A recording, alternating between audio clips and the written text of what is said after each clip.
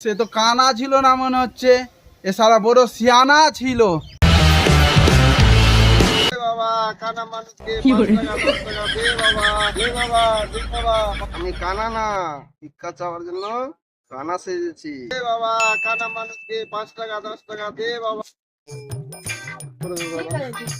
ভগবান আপনার মঙ্গল করবে বাবা।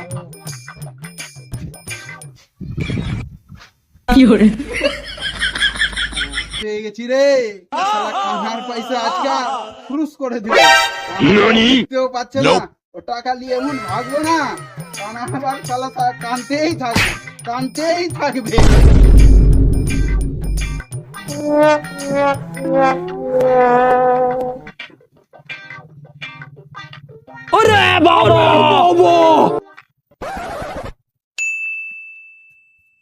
প্লিজ আমাকে ক্ষমা করে দে।